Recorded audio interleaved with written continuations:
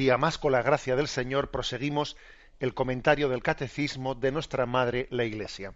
Buenos días, ¿con quién hablamos? Buenos días, señor Munilla, soy Adelante. Paqui de Alicante.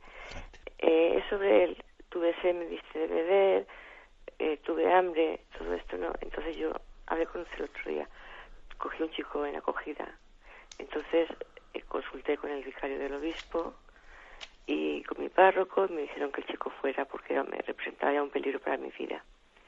Entonces yo me pregunto qué dice Jesús de esto. Yo nada más encuentro en los evangelios cuando le dice a los apóstoles o manda a evangelizar entre que llevasen cuidado, que les mandaba a evangelizar entre lobos disfrazados de cordero. No sé usted qué opina. Mire, Tuvo que tener la policía. Sí. De acuerdo, le digo una palabra por la radio, ¿eh? Bueno, yo me imagino que pues que una situación como esa pues habrá sido muy muy dura, ¿no? Para ella, porque después de que uno toma pues una decisión de decir voy a acoger a un niño en acogida, etcétera, pues luego ver que uno no es capaz de encauzar esa situación, etcétera, pues me imagino que habrá sido muy duro, ¿no? Pero yo creo que también, vamos a ver, tenemos que discernir la voluntad de Dios en nuestra vida partiendo también de la realidad. O sea, también una manera de discernir es aceptar lo que puedo, soy capaz y no soy capaz, ¿eh? Es decir, diciendo, esto se me escapa de las manos, ¿eh? Es decir, esto supone pues un principio de autoridad en esta persona que yo no soy capaz de establecer, etcétera.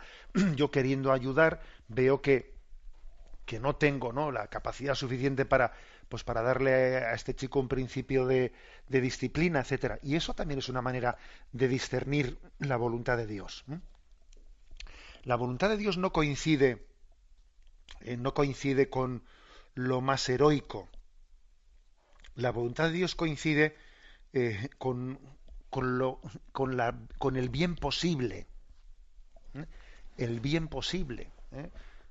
Y a veces lo bueno es enemigo de lo ideal, porque lo ideal no se da, ¿eh? Luego yo creo que ese discernimiento, usted además ha hecho las consultas que debía hacer pues en un sitio y en otro, es decir, ese discernimiento tiene que partir de esa realidad, ¿eh? Y no tenga usted esa especie de sensación de fracaso o sensación de decir yo he sido fiel, no he sido fiel. No, porque también uno dice, mira, es que la caridad cristiana hay que ejercerla también en el discernimiento de quién es la persona adecuada y si existen los medios adecuados para poder llevar una situación adelante, ¿eh? Y ya sabemos que puede haber casos de acogida de chicos abandonados, etcétera, que sean pues muy problemáticos, y caridad cristiana no quiere decir, bueno, pues no, digamos, dimitir de la necesidad de poner una disciplina en la vida de un joven de este tipo. Damos paso a un siguiente oyente. Buenos días. Buen día. Buenos Mire, días. soy Felipe Navarro de Barcelona, quería hacerle varias preguntas. Adelante. Por ejemplo, la primera, voy a hacerlo rápido. La primera es, una persona me dice que somos templo del Espíritu. ¿Cómo somos templo del Espíritu Santo? ¿Cómo afecta que el pecado de impureza, cómo afecta a la persona? ¿Cómo explico yo a esta persona que el pecado de impureza le afecta como somos templo del Espíritu Santo? Dice que no sabe cómo este pecado puede ser pecado, el de impureza. Bueno, y otra cosa, en el cielo, ¿afecta al alma del purgatorio? ¿También les pueden ayudar a salvarla, a sacarla del cielo, las acciones que hacen desde el cielo? Y otra, ¿Santa Eulalia es la misma, la de Barcelona, que la de Mérida, o no es la misma? Vale, gracias. Bueno, empiezo por la última pregunta, que la respuesta es que no lo sé, con lo cual ya veré si puedo informarme, pero la verdad es que no desconozco si es la misma Santa Eulalia, sí o no. Vamos a ver, con respecto a las almas del purgatorio, nosotros podemos, y de hecho rezamos por ellas, ¿no?, por su purificación y para que lleguen a contemplar el rostro de Dios cuanto antes, pero también ellas son intercesoras por nosotros, ¿eh? Las almas de purgatorio están en estado de esperanza, porque ellas están preparándose para la contemplación de Dios y por lo tanto aman a Dios, e interceden ante Dios por nosotros. Podemos rezar por ellas y podemos encomendarnos a ellas a su oración de intercesión por nosotros, ¿eh?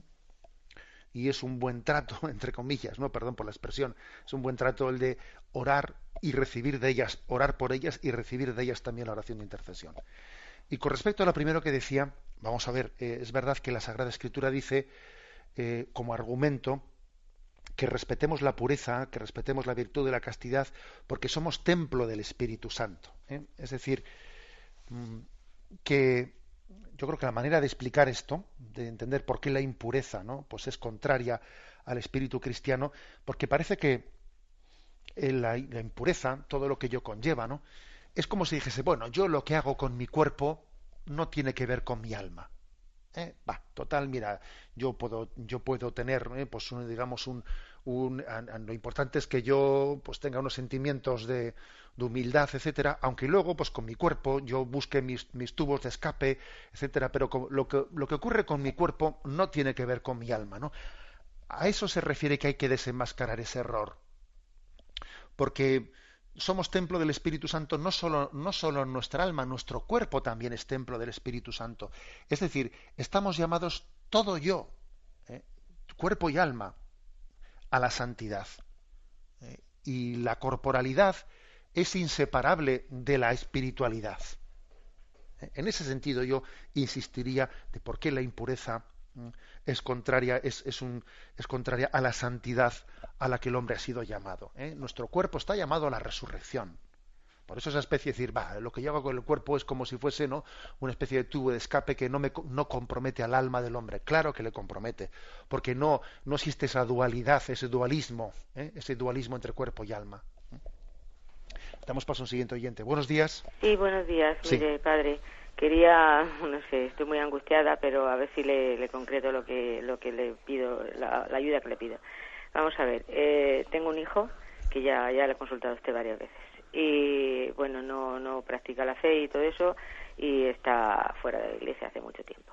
Entonces, pues para exigirle los deberes que tiene que cumplir en casa, porque su padre está enfermo ya muchos años, pues se me revela muy fuerte y ayer pues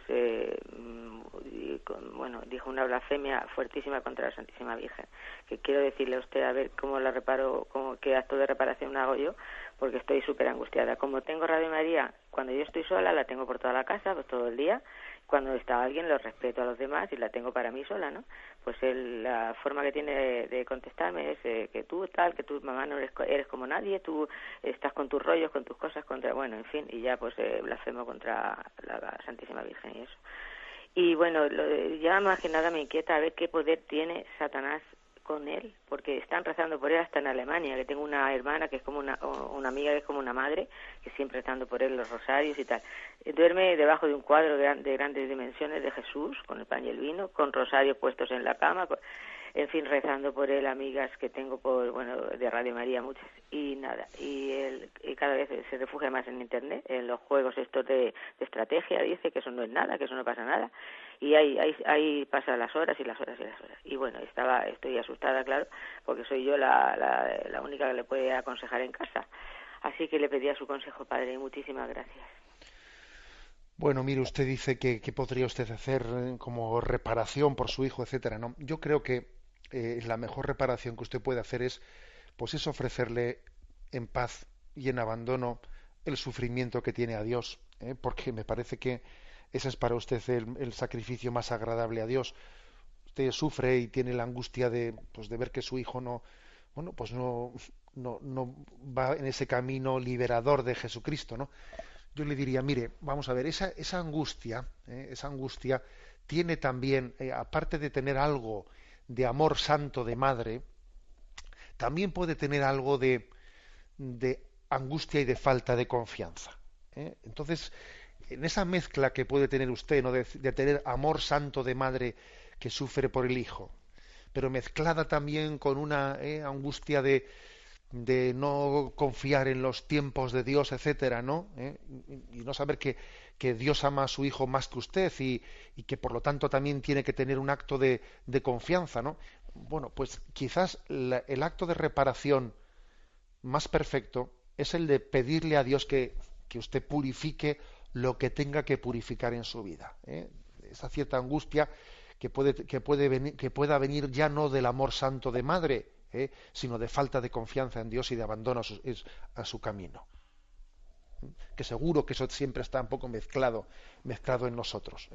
Luego, bueno, usted ha orado por él, le ha encomendado a muchas personas. Pida la gracia de tener la prudencia, el equilibrio, el cariño, el testimonio de saber estar cerca de su hijo, siendo testimonio del amor de Cristo, del amor incondicional de Cristo, siendo testimonio de ello, que él también perciba, que su hijo perciba que en usted la fe es también abandono confiado en las manos de Dios. Porque él quizás es posible que piense de que mi madre es una angustiada, y que la fe en mi madre no genera sino angustia y angustia, ¿sabe? Creo que es importante que usted le añada el testimonio de abandono confiado, que no quiere decir pasar de su hijo, no quiere decir eso, pero que sabemos que Dios está por encima de nosotros y de las propias limitaciones también de la madre. Damos paso a un siguiente oyente. Buenos días. Buenos días. Adelante. Te escuchamos. Mire, yo quería consultarle sobre lo que ha estado explicando hoy, sobre el Génesis y la creación del hombre y el pecado original. Uh-huh. Y bueno, creo que, lo ha explicado usted muy bien y es entendible cómo se hereda el pecado original y todo eso, ¿no?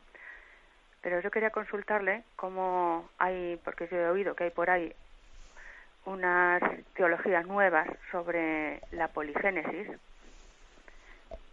Uh-huh. Entonces, pues yo creo que esa teología, para mí personalmente no es correcta, porque rompe la unidad del género humano, ¿no? En el pecado original y en su naturaleza, hace menos entendible eso, la herencia del pecado original, y hace también menos entendible el porqué de la redención.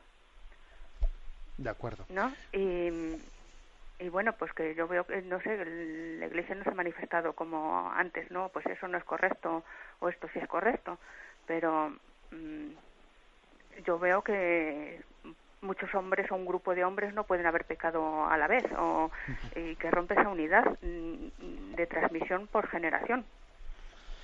De acuerdo, mire, le respondo brevemente. Vamos a ver, es cierto que la Sagrada Escritura, bueno, primero, por si algún oyente igual no ha entendido esa expresión, monogénesis quiere decir que todos provenimos de Adán y Eva, y poligénesis quiere decir pues que la humanidad provenga no solo de una pareja, sino de varias parejas, ¿no? O sea, que Adán y Eva no hubiesen sido solamente dos personas, sino imaginémonos pues 10 parejas de hombres de las cuales provino toda la humanidad. O sea, que Dios, en vez de haber creado una pareja primera humana, hubiese creado 10 primeras parejas humanas. Eso sería poligénesis. Y monogénesis es que únicamente sean Adán y Eva. Bueno, primero decir que la Sagrada Escritura describe el origen de la humanidad como monogénesis, no como poligénesis.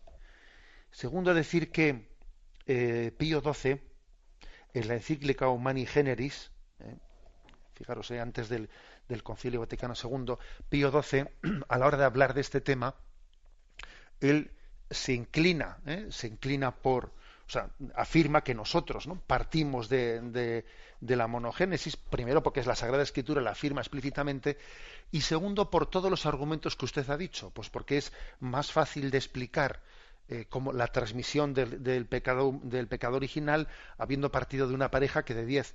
Pero fijaros, sin embargo, hay que decir que Pío XII afirma, ¿no?, el Humane Generis, que siendo eso así, que no sería contrario, no sería contrario a la fe católica si en un mundo determinado, si en una hipótesis, ¿no?, se explicase la poligénesis, y se explicase de qué manera pues esas 10 parejas o esas 5 primeras parejas fueron corresponsables del pecado original y todas de alguna manera fueron culpables de todo el pecado original y lo transmitieron. O sea, es decir, lo que Pío XII dice es que nosotros nos inclinamos por la hipótesis de la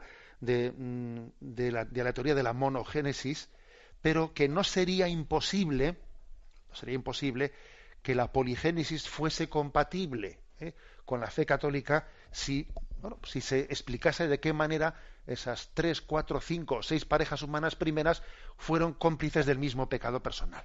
En resumen, que creo que hay que quedarse con la monogénesis, pero tampoco, digamos, haciendo igual que nosotros decimos que no es incompatible la teoría de la evolución, no es incompatible con la teoría creacionista de que Dios creó el mundo, habría que decir que en teoría tampoco es incompatible la poligénesis, pues con la fe del pecado original y con la transmisión de este pecado original. Incompatible no es más difícil de explicar. Pero nosotros nos quedamos con la monogénesis, que es la imagen que explícitamente se utiliza en la Sagrada Escritura.